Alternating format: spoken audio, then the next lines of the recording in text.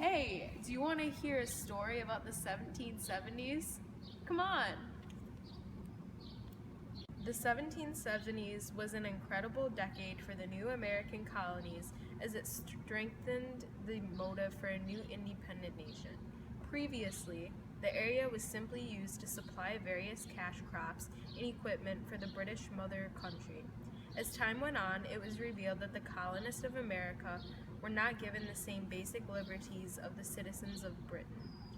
The British enforced their unofficial policy of salutary neglect through unfair taxes and acts. In the first year of the 1770s, the famous Townshend Acts were repealed due to the extreme boycotting and dislike at the time. Townshend Acts? More like the Town Shit Acts, am I right, guys? Other acts were also highly opposed, such as the Quartering Act in the previous decade. This led to a major historical event known as the Boston Massacre, which arose due to colonist groups in Boston rioting against the troops staying there. With the first shot ringing out, the unannounced start to the many years of fighting for independence began. You guys want to tussle? Square up! Let's fight! Not that much!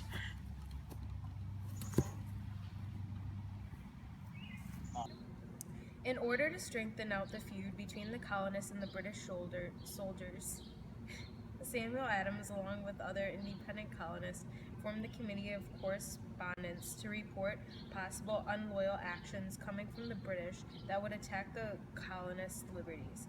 This all occurred during the quiet years of 71 to 72. Not much occurred until the events of the Boston Tea Party. 1773.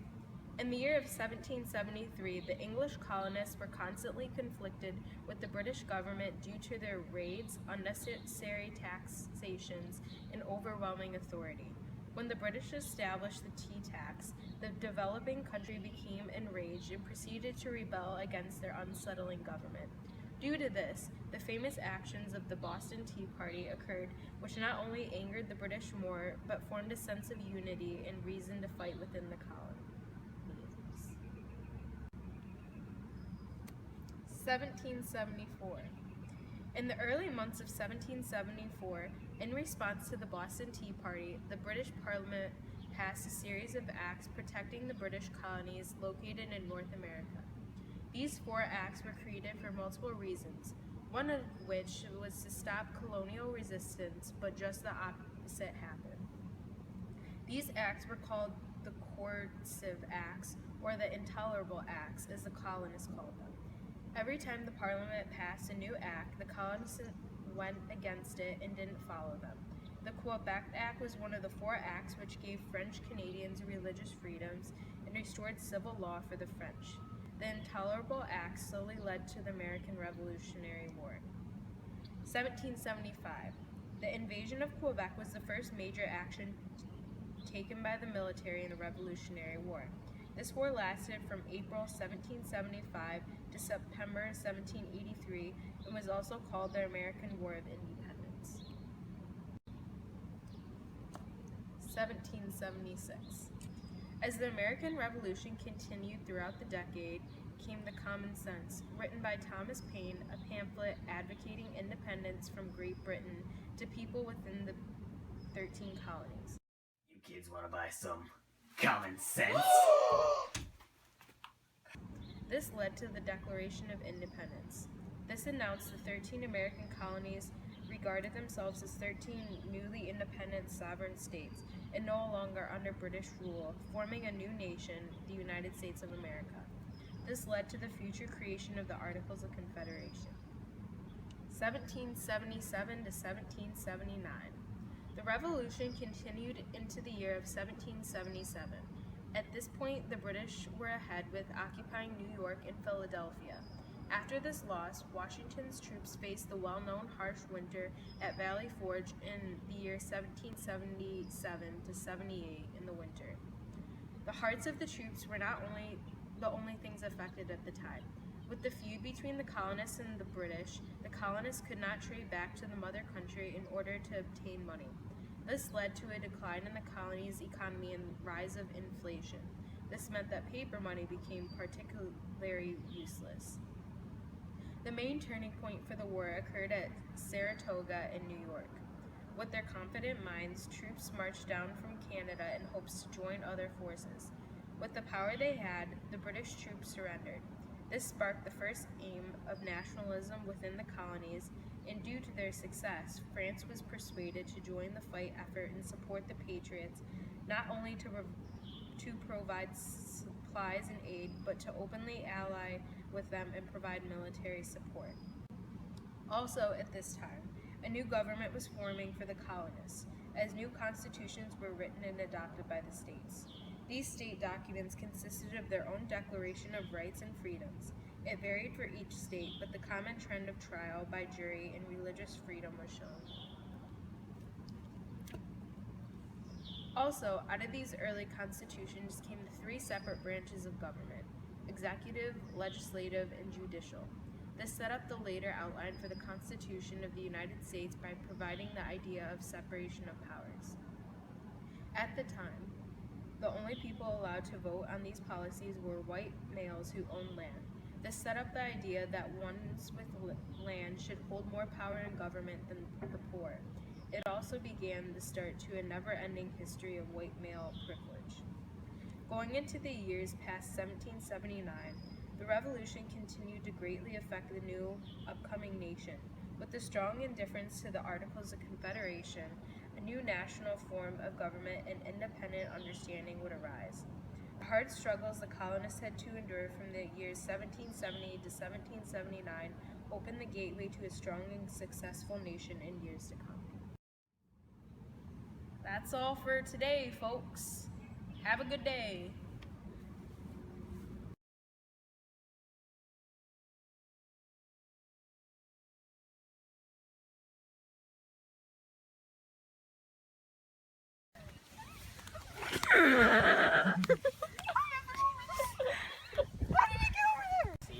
We're just walking. Let's go, right?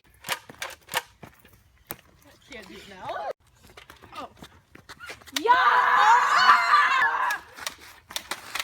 Yes. You're walking. I'll just follow Anna. Ready?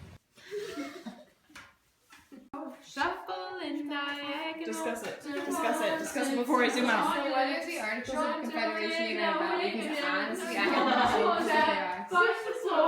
Shuffle in diagonals. Now, while Bria hits him Okay. like slowly. Just go. Ian right. Just keep running. Throw it harder. This is gonna be like, eat it. Oh yeah, you should have You should have ate it. You should have ate. Yeah. And then look at it. Like I can recite the B movie. according to all known laws of aviation, there's no way we should be able to fly. I'm the only one walking normal. And see. She just has her mouth open and she's pointing. What point? And then you like videotape. Yeah, go. Brittany, go hold hands with her and do it. Not with the brake. Oh my god. Someone's gonna get hurt. Shoot her.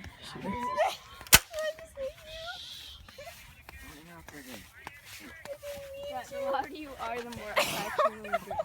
No. Here, get a shot from his back or whatever. Like him talking to us. He'll be like, "Hey, you kids want to buy some common sense?" And we're like, "Oh!" And then in the front, he'll just be like, "What? It's just common sense." You know what I mean? You take a shot. Okay. And then like, Okay. I'm done. Easy. What do you want I me need to you. do? I need you in a shirt. Easy. Thank you. Oh, actually, you can keep that on. It's red, and you're British. Oh yeah. oh, you can tell that I liked this. I don't even care. I was trying to Why'd get it. you I- I'll go like this. I'll go like this when I shoot, and then you know to die, okay? I'll do like a bad jump. Okay? No. Yeah, okay. And then you guys look at it, we all look at it, and then you turn to me and you get really angry and you come Oh yeah, we should do like a story. Look at some fun. I could just Get in position. Alright. look at him. Okay,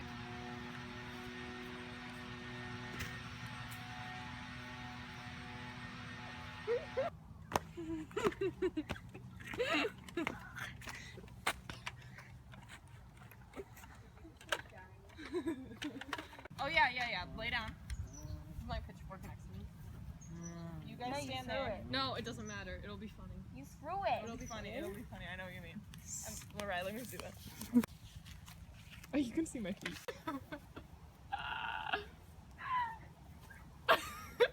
Yeah.